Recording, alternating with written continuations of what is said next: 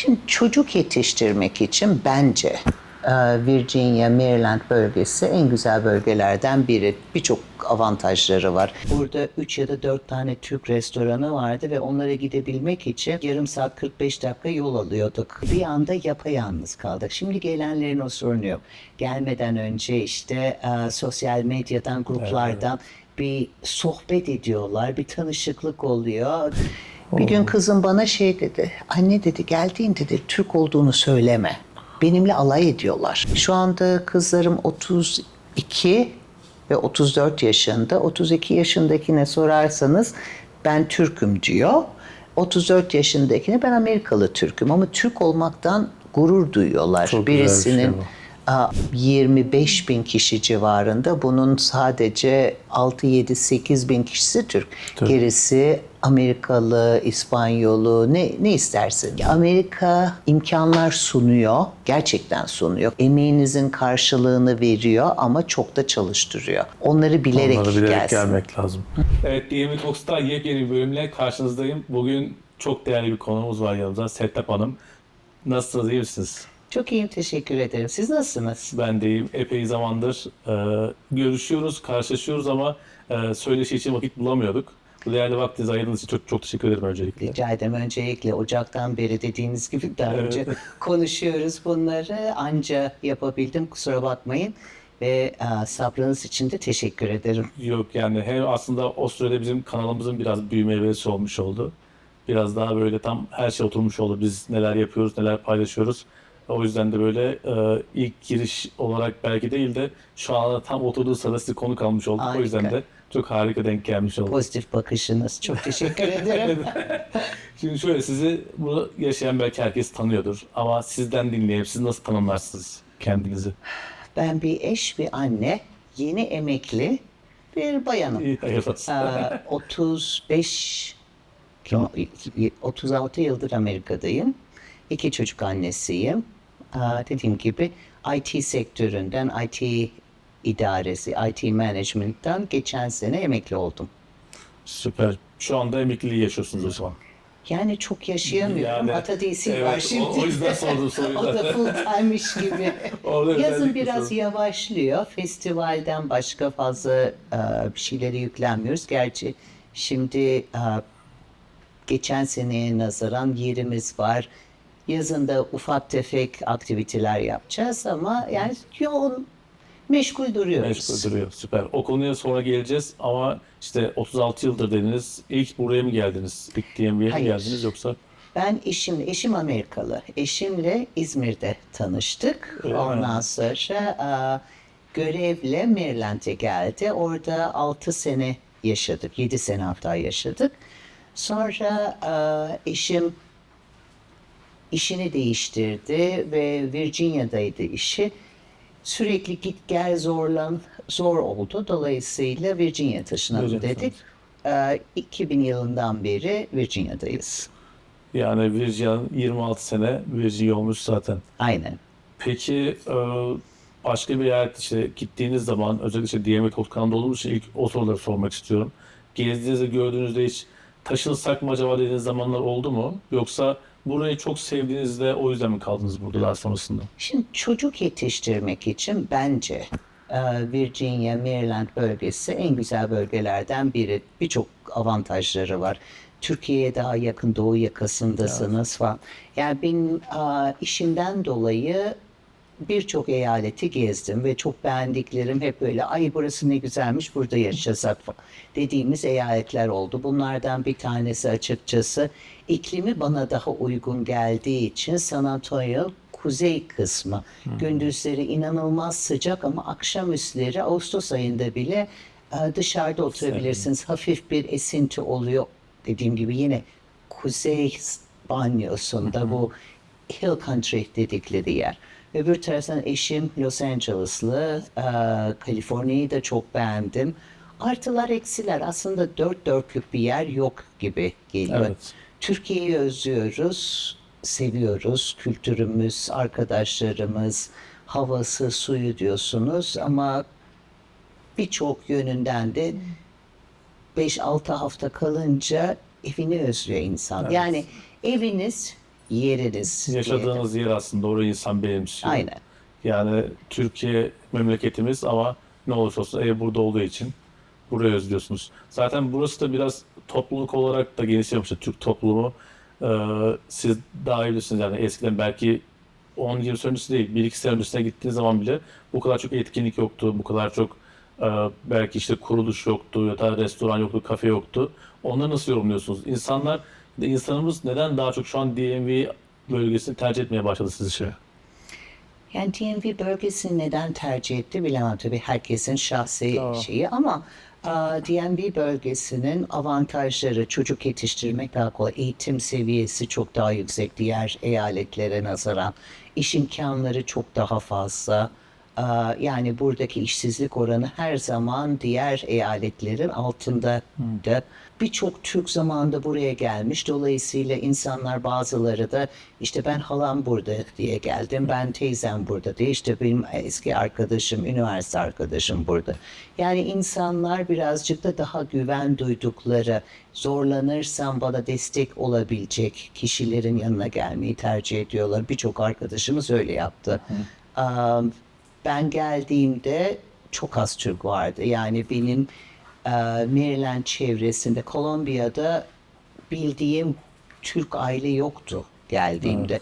Ama birkaç yıl sonrasında yavaş yavaş insanlar gelmeye başladı. Ben geldiğimde burada 3 ya da 4 tane Türk restoranı vardı ve onlara gidebilmek için yarım saat 45 dakika yol alıyorduk.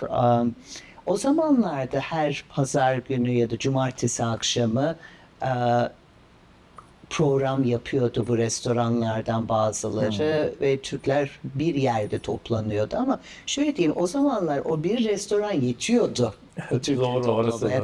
doğru. Şimdi bir hafta sonunda 3-4 etkinlik oluyor ve her biri de yani kendi müşterisini çekebiliyor, Çekiyor. doluyor. Gayet insanlar Çok daha eğleniyorlar, eğleniyorlar. birlikte olabiliyorlar, kültürlerini kendi insanlarıyla yaşayabiliyorlar. Çok farklı bir ortam oldu. Evet yani artık biz de mesela yetişemez olduk yani hafta sonları işte cuma, cumartesi, pazar 3 gün boyunca etkinlikler oluyor. Bizim açımızdan güzel ama diğer yandan da mesela Ata Dizisi'ye dönecek olursak siz Ata Dizisi'yle nasıl tanıştınız? Yani ilk tanışma hikayenizden biraz bahsetseniz. Çocuklarla. Çocuklarla. Kızım okula başladı. Dediğim gibi ben aslında yani çok şanslı gelenlerdenim. Eşimle geldiğim için eşimin işi vardı, evimiz vardı, yurdumuz vardı. Yani hiç çok kolay geldik gibi görünüyor ama yine Maddi de olarak kolay olabilir ama psikolojik olarak da aynı psikolojisi hiç seviyelerde. kolay değildi. Bir anda yapayalnız kaldık. Şimdi gelenlerin o sorunu yok. Gelmeden önce işte sosyal medyadan, gruplardan bir sohbet ediyorlar, bir tanışıklık oluyor. Gelince tanışılıyor. O ona tanıştırıyor. Benim zamanımda öyle bir şey yoktu. Benim 1,5 sene sonra ilk Türk'le tanışma fırsatım oldu.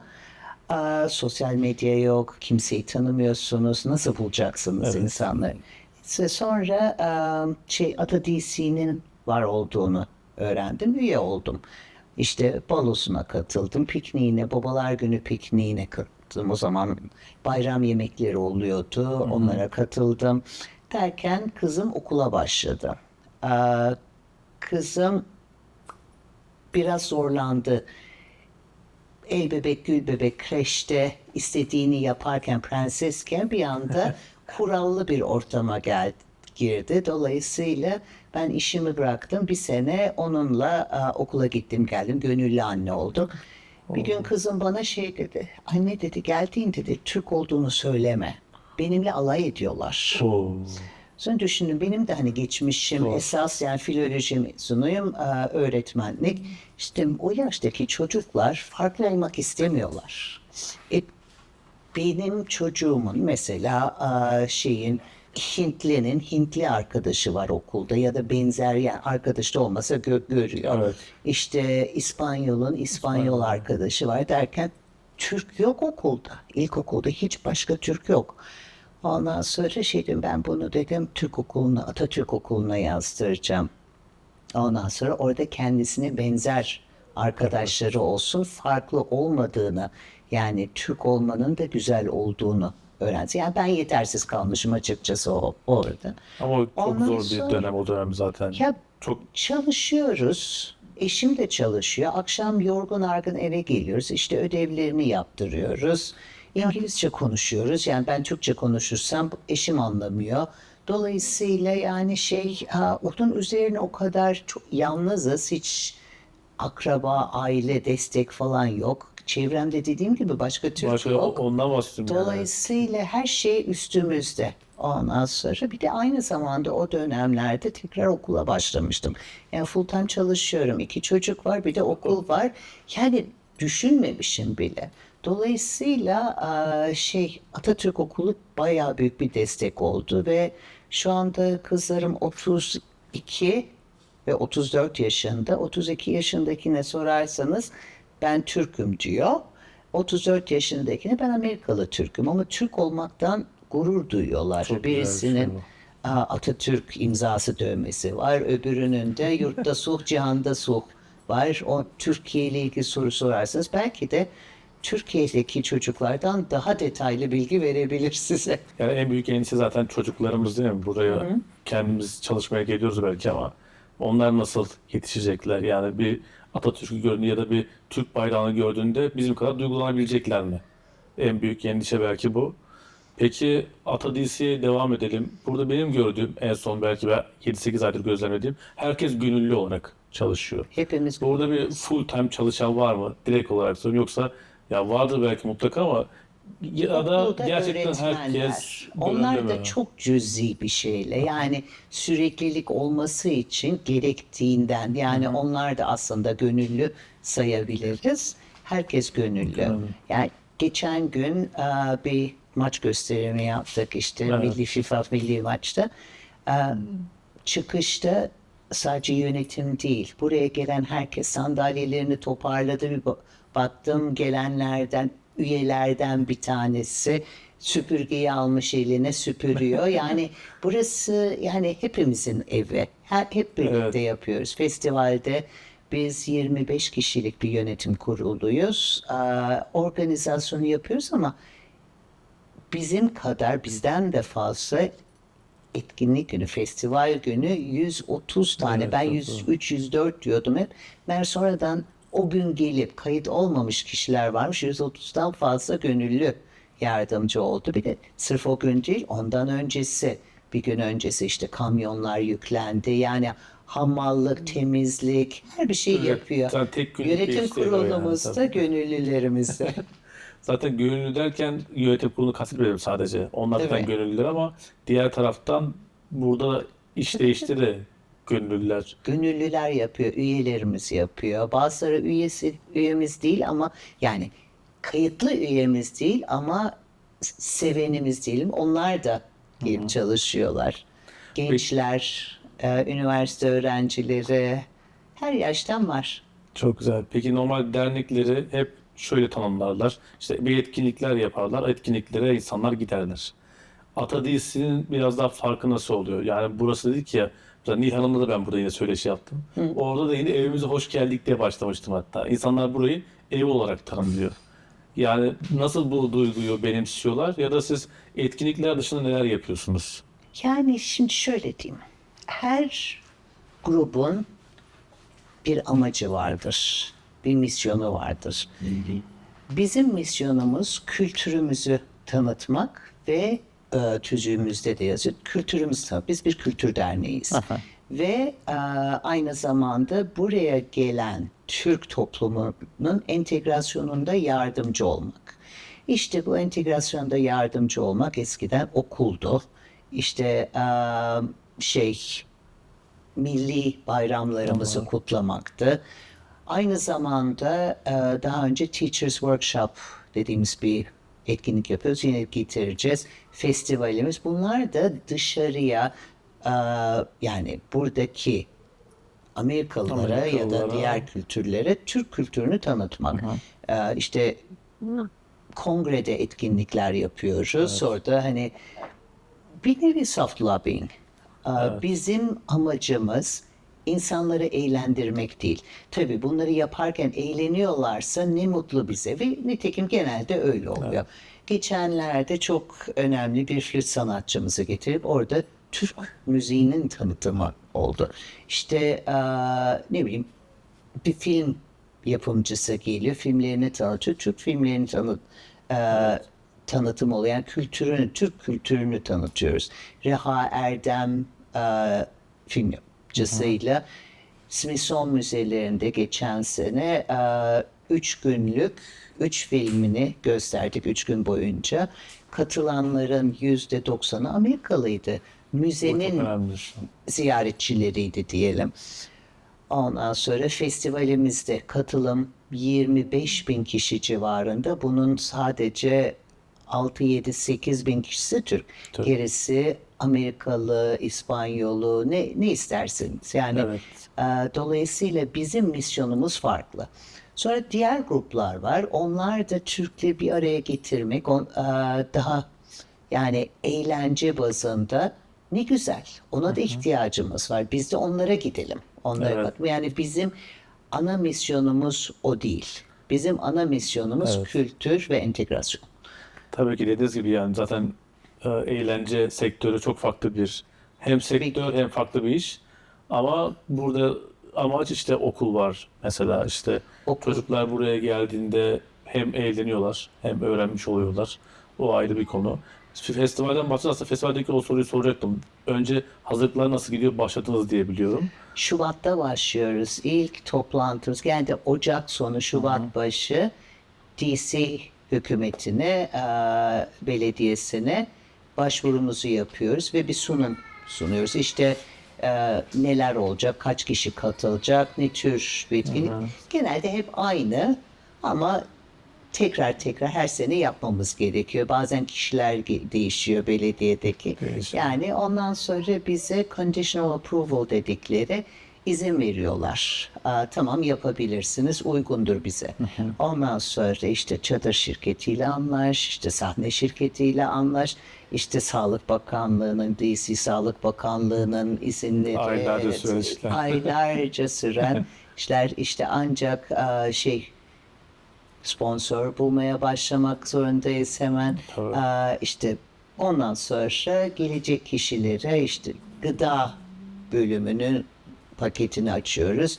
İsteyen restoranlar, catering şirketleri başvurularını yapıyor. Pazarı açıyoruz. Onu da önümüzdeki hafta yapacağız. Çok az kaldı. Çok Bütün güzel. paketler hazır sayılır. Ondan sonra koştur gidiyor son güne Koştur, kadar.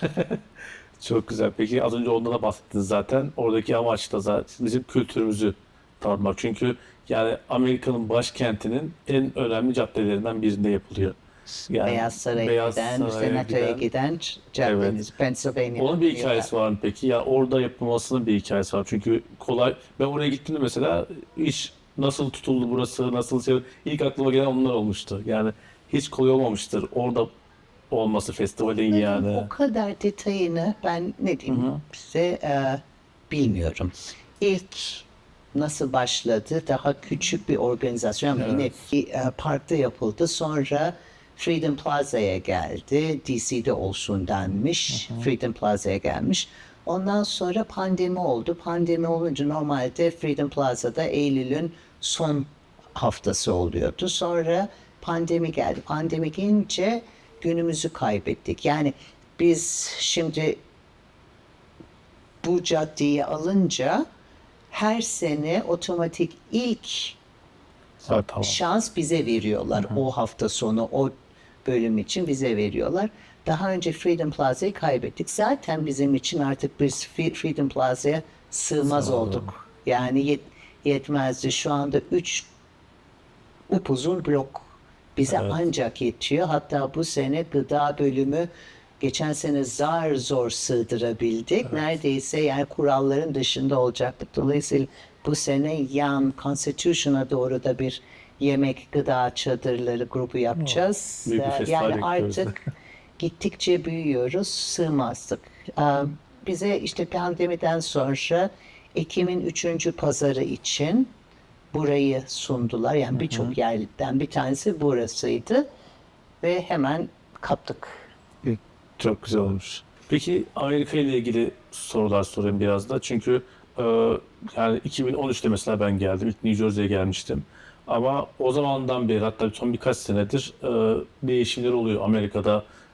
Dünyaya bakış açısıyla ilgili de. Siyasi olarak söylemiyorum da ekonomik olarak da, ya da işte insanların gelişimi, daha fazla göçme alıyor.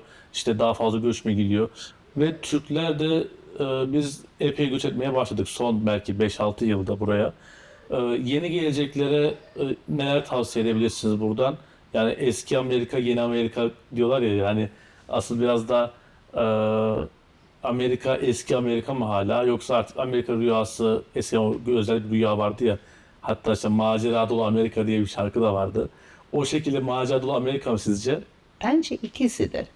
Yani yeni gelenlere beklentilerinizin gerçekçi olmasına gayret edin. Yani gerçeği araştırın. İşsizlik oranı, gideceğiniz yerde işsizlik oranı nedir? Şu anda mesela 3 sene öncesinin Amerika'sıyla şu andaki Amerika aynı değil. Şu anda göçmen olarak vize işlemleri daha zorlaştı. Dolayısıyla eskisi gibi daha kolayca iş bulamıyorsunuz belki. Yani beklentilerinizi garanti alın. Burada arabasız hiçbir şey yapamazsınız. Ona göre belli bir bütçeyle gelin ama e, hazır iş bulabiliyorsanız, bir tanıdığınız varsa onu da ayarlayın. Yani burada yalnız gelmek, hayallerle gelmek çok zor. Yani eskisi gibi değil. Çok zor. İş bulmak da zor, legal hale gelmek de zor. Yani beklentileriniz gerçekçi olsun. Biraz onda yanılıyor herhalde insanlar, değil mi? Yani nasıl Amerika'ya gideceğim ve Amerika'da kurtulacağım iş diye. çok, işsizlik oranı çok az. Evet doğru olabilir bunlar gerçek yani diğer ülkelere nazaran ama pembe, toz pembe de değil. Ve Amerika çok çalıştırıyor. Yani gerçekten çok çalıştırıyor. Ben son emekli olmadan önce normalde 8 saatlik bir iş gününün maaşını alıyorum ya da ma görevim 8 saat çalışmam gerektiğini söylüyor kağıt üzerinde. Ama hiçbir zaman 11-12 saatten az çalışmadım günde. Allah'tan artık teknoloji var. Ofiste değildim 12 saat. Yani Evet. ofiste belki 6-7 saat bulunuyordum. Ama eve gelince yemekten sonra bilgisayar açılıyor. Tekrar çalışmaya devam ediliyor ta ki yatana kadar. Evet, Yani maalesef. Amerika imkanlar sunuyor. Gerçekten sunuyor. Karşılığını, emeğinizin karşılığını veriyor ama çok da çalıştırıyor. Yani onları Onları bilerek bilerek gelsin. gelmek lazım. Peki mesela çok 10 yıl falan değil de en azından 5 yıl 6 yıl sonrası için Türk toplumu için bir hayaliniz var mı burada? Ata Değilsin'in şu andaki başkanı olarak böyle o sıfatla mesela, çünkü siz burada dedik ya az önce, sadece kültürel değil, aynı zamanda hem kültür elçiliği aslında buranın yaptığı, hem de Ata Değilsin House diyoruz buraya, evimiz diyoruz. Buradan yaptığınız faaliyetlerle ya da yapacağınız faaliyetlerle e, 5-6 yıl sonrasında Türk toplumu için nasıl bir hayaliniz var? İnşallah Türk toplumuna buradaki yaşantılarını kolaylaştıracak etkinlikler yapmaya devam edebiliriz.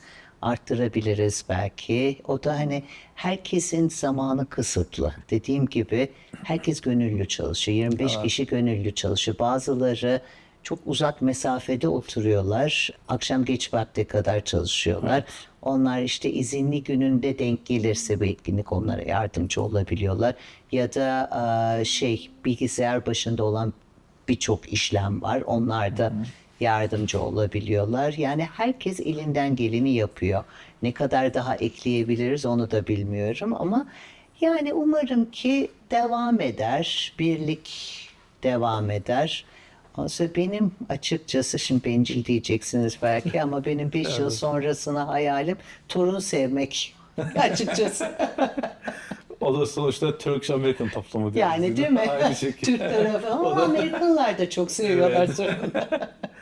Gayet güzel Yani. bence. Peki kapanışa geçmeden önce sizden son düşüncelerinizi alalım ya. Şimdi buradaki yeni gelenler, yakın zamanda gelenler inanın ki çok şanslısınız. Yalnız değilsiniz. Bunun değerini çok iyi bilin. Birbirinizi kırmayın. Yargılamayın. Farklı yollardan, farklı düşüncelerden hepimiz geliyoruz. Sorun. Kırmadan, yargılamadan sorun. Neden acaba böyle düşünüyorsun? Ve birlik olun. Ben de bunun için çaba göstereceğim. Hep birlikte birlik olalım. En- Ve burası hepimizin evi. Her zaman açık. Çok teşekkür ederiz. Değerli vaktinizi ayırdınız. Ben Tekrar teşekkür teşekkürler. ederim. Sağ olun. Sağ olun.